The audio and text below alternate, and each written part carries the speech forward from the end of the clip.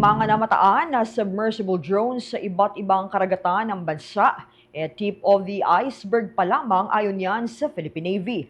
Narito ang mga balitang tinutukan ni Bombo J. Galvez. Tip of the iceberg pa lang ang mga submersible drones na namataan sa iba't ibang karagatan ng bansa.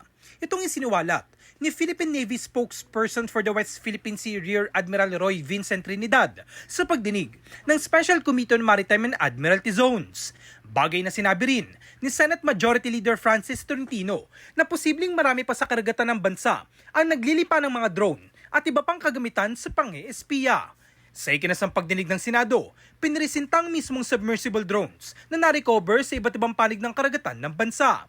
Dalawang kulay mga ito, itim at dilaw, na kumukolekta ng mga datos sa ating karagatan.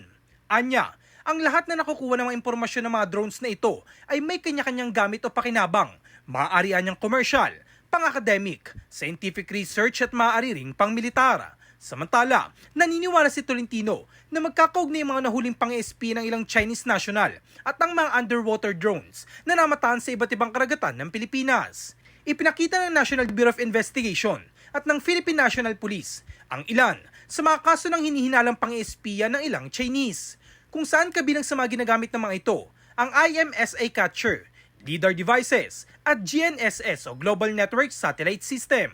Ang IMSA Catcher ay nakakakuha ng mga impormasyon at datos sa pamagitan ng pag-intercept sa mga telecommunication signal, habang ang LIDAR at Global Network Satellite System naman ay nakakapagmapa ng mga lugar sa Pilipinas. Nabanggit rin ng Senador ang espionage activities sa kalupaan, kaso ng Palawan 5 o ang nahuling 5 Chinese national na nagsasagawa ng espionage activities sa Palawan at ang kaso nitong Marso sa Grande Island sa Subic. Yung mga diniscuss ng Philippine National Police, yung diniscuss ng NBI, itong diniscuss ng Philippine Navy, magkakatugma lahat yan.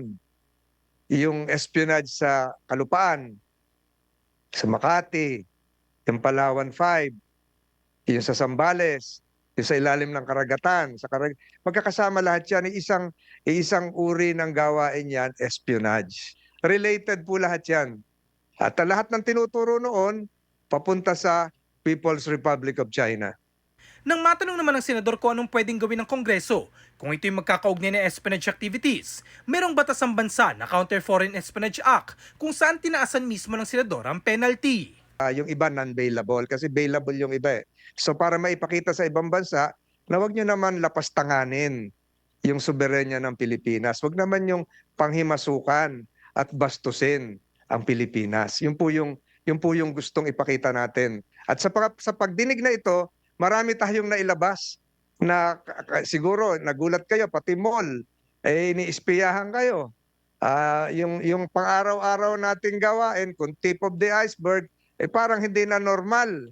Yung scammer na pinagbibintangan nyo, kung sino lang yung nag-i-scam, yung pala, sinabi ng NBI, pwedeng manggaling din sa atin yung pera para pondohan yung kanilang operasyon.